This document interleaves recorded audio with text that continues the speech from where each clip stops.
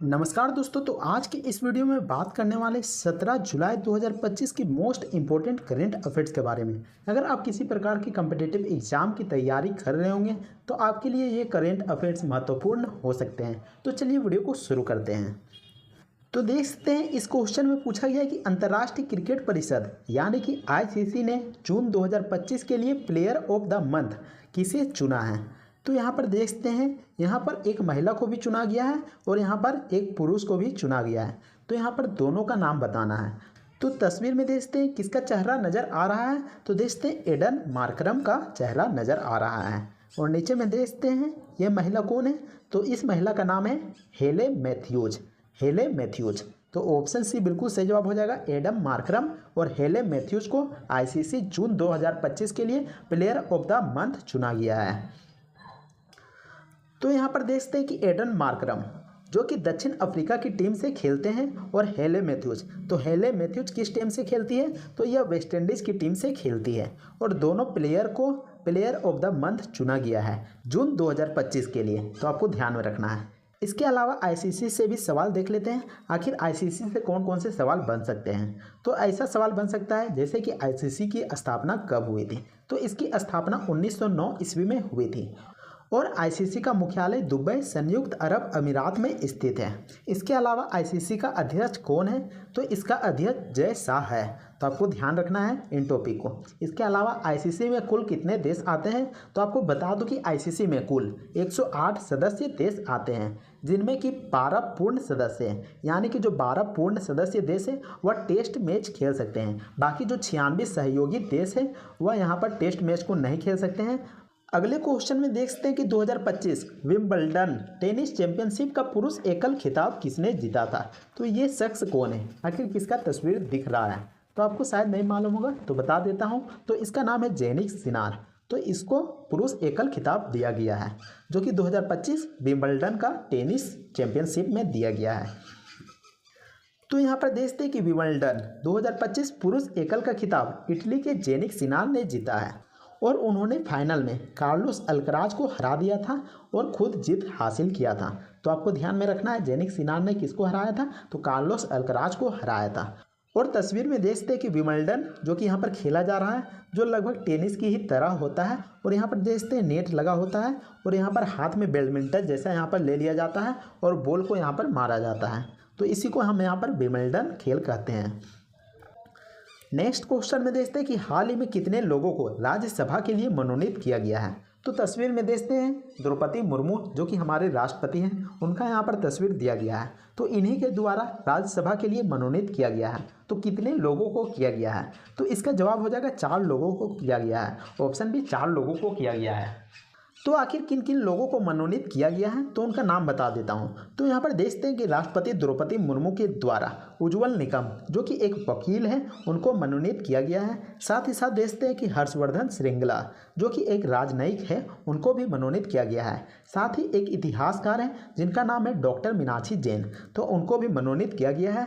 और यहाँ पर अंतिम शख्स है, उनका नाम यहाँ पर है सी सदानंदन मास्टर जो कि केरल से एक शिक्षक हैं और सामाजिक कार्यकर्ता भी हैं। तो इन 4 लोगों को राष्ट्रपति द्रौपदी मुर्मू के द्वारा मनोनीत किया गया है। और आपको बता दूं कि राज्यसभा की जो सीट होती है 12 सदस्यों को यहाँ पर मनोनीत किया जा सकता है। तो 12 जो मनोनीत सीटें हैं वो अब भर चुकी हैं।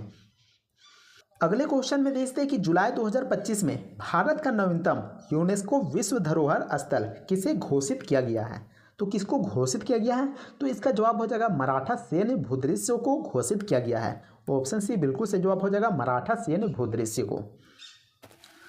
तो देखते हैं कि मराठा सैन्य भूदृश्य जो कि भारत का 44वां यूनेस्को विश्व धरोहर स्थल बन गया है। तो अगर पूछा जाता है कि 44वां यूनेस्को विश्व धरोहर किसको बनाया गया है, तो इसका जवाब हो जाएगा मराठा सैन्य भूदृश्य को बनाया गया है।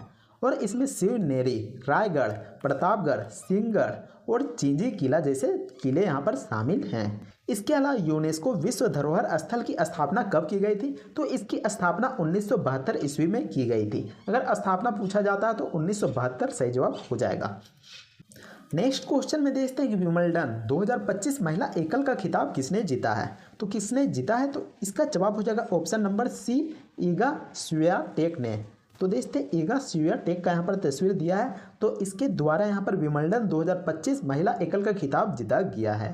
क्वेश्चन में पूछा गया कि हाल ही में गज मित्र योजना किस राज्य सरकार द्वारा शुरू किया गया है। तो आपको बताना है कि कौन सा राज्य के द्वारा गज मित्र योजना शुरुआत किया गया है। तो इसका जवाब हो जाएगा असम राज्य के द्वारा किया गया है, असम सरकार के द्वारा किया गया है। तो देख सकते हैं यहाँ पर असम का सीएम है, तो सीएम का क्या नाम है आपको हमें कमेंट करके ज़रूर बताना है कि असम राज्य का सीएम का क्या नाम है। तो देखते हैं कि गज मित्र योजना जो कि असम सरकार के द्वारा 11 जुलाई 2025 को लॉन्च किया गया था और इसका उद्देश्य क्या है। तो इसका उद्देश्य है कि मानव हाथी संघर्ष को नियंत्रित करना, क्योंकि आपको बता दूं कि बढ़ती आबादी के कारण जो हाथी होता है वो जंगलों से बाहर निकल जाता है और मनुष्यों को नुकसान पहुंचाता है, उनके घर को तोड़ देता है, साथ ही साथ मनुष्यों को भी मार डालता है। तो ऐसे में यहाँ पर इस योजना को बनाया गया है। और आपको बता दूं कि वन्य जीव संस्थान यानी कि WII की रिपोर्ट के अनुसार 2000 से लेकर 2023 के बीच लगभग 1400 से अधिक लोग मारे गए हैं, हाथियों के द्वारा मारे गए हैं। और इसके अलावा मनुष्य के द्वारा लगभग 1200 से भी अधिक हाथियां मारे गए हैं। तो ऐसे में हाथियों को भी खतरा है और मनुष्यों को भी खतरा है। तो ऐसी परिस्थितियों को देखते हुए असम सरकार ने इस योजना को लॉन्च किया है। यह योजना स्थानीय लोगों को जागरूक करेगा और साथ ही साथ उचित उपायों के जरिए हाथियों और इंसानों के बीच होने वाले टकरावों को कम करेगा। तो ऐसे में इंसान को भी खतरा नहीं रहेगा और हाथियों को भी खतरा नहीं रहेगा। नेक्स्ट क्वेश्चन में देखते हैं कि विश्व जनसंख्या दिवस हर साल किस तारीख को मनाया जाता है। तो आपको बताना है कि वर्ल्ड पॉपुलेशन डे कितने तारीख को मनाया जाता है। तो इसका जवाब हो जाएगा 11 जुलाई को मनाया जाता है। ऑप्शन डी 11 जुलाई को मनाया जाता है। तो देखते हैं कि विश्व जनसंख्या दिवस जो कि हर साल 11 जुलाई को मनाया जाता है और यह क्यों मनाया जाता है। तो आपको बता दूं कि 1987 ईस्वी में दुनिया की जो जनसंख्या थी 1987 ईस्वी में आपको ध्यान रखना है वो कितनी हो गई थी। तो 5 अरब पहुंच गई थी। और इसी ऐतिहासिक आंकड़े से प्रेरित होकर 1989 ईस्वी में जो कि संयुक्त राष्ट्र ने इस दिन को विश्व जनसंख्या दिवस के रूप में घोषित कर दिया था और तभी से 11 जुलाई को विश्व जनसंख्या दिवस मनाया जाता आ रहा है। नेक्स्ट क्वेश्चन में देखते हैं कि भारत सरकार ने किसे भारतीय जीवन बीमा निगम यानी कि LIC का नया प्रबंध निदेशक यानी कि MD और मुख्य कार्यकारी अधिकारी जिसको हम CEO भी कहते हैं नियुक्त किया है। तो ये शख्स कौन है, आखिर इनका नाम क्या है जिसको कि MD और CEO के पद पर नियुक्त किया गया है LIC में। तो इसका जवाब क्या हो जाएगा। तो इसका जवाब हो जाएगा option number C R Doraiswamy को ऑप्शन C। तो यहाँ पर देखते हैं कि भारत सरकार ने R दोराईस्वामी को भारतीय जीवन बीमा निगम यानी कि LIC का नया प्रबंधक निदेशक MD और CEO के पद पर नियुक्त किया है। और यह नियुक्ति कब की गई थी। तो 15 जुलाई 2025 से प्रभावी रहेगी, यानी कि 15 जुलाई 2025 से वे अपने पद पर आसीन हो जाएंगे, बैठ जाएंगे। और इनका कार्यकाल कब तक रहेगा। तो इनका कार्यकाल रहेगा 28 अगस्त 2028 तक। और वे जब 62 वर्ष के हो जाएंगे तो वह रिटायरमेंट ले लेंगे। इसके अलावा यह नियुक्ति महत्वपूर्ण है क्योंकि जो LIC है वह भारत की सबसे बड़ी बीमा कंपनी है और देश के वित्तीय क्षेत्र में भी महत्वपूर्ण भूमिका निभाती है। और इसके अलावा आपको बता दूं कि LIC कब पारित हुआ था। LIC यानी कि जीवन बीमा निगम अधिनियम कब पारित हुआ था। तो 19 जून 1956 को पारित हुआ। और आपको बता दूं कि भारतीय जीवन बीमा निगम की स्थापना कब हुई, यानी कि LIC की स्थापना कब हुई। तो इसकी स्थापना हुई 1 सितंबर 1956 ईस्वी में। और इसका मुख्यालय कहाँ पर स्थित है। तो इसका मुख्यालय मुंबई में स्थित है। तो आपको ध्यान में रखना है। अगले क्वेश्चन में देखते हैं कि हाल ही में मुहम्मदू बुहारू का निधन हो गया, वह किस देश के पूर्व राष्ट्रपति थे।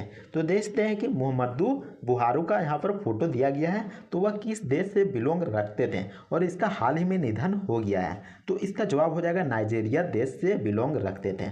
और आपको बता दूं कि हमारे देश के माननीय प्रधानमंत्री नरेंद्र मोदी जी के द्वारा इनको ट्वीट करके श्रद्धांजलि दिया गया था। तो यहाँ पर देखते हैं कि मुहम्मद बुहारू जो कि नाइजीरिया के पूर्व राष्ट्रपति थे और इसके अलावा एक समय के सैन्य शासक भी थे। और उनका निधन 13 जुलाई 2025 को हो गया। और उनका उम्र कितना था। तो 82 वर्ष के वे हो गए थे। इसके अलावा वे लंबे समय से स्वास्थ्य समस्याओं से भी जूझ रहे थे। और उनका निधन लंदन के एक अस्पताल में हो गया जब वे लंदन के अस्पताल में भर्ती थे। अगले क्वेश्चन में देखते हैं कि भारत का पहला AI प्लस कैंपस कहाँ पर स्थापित होगा।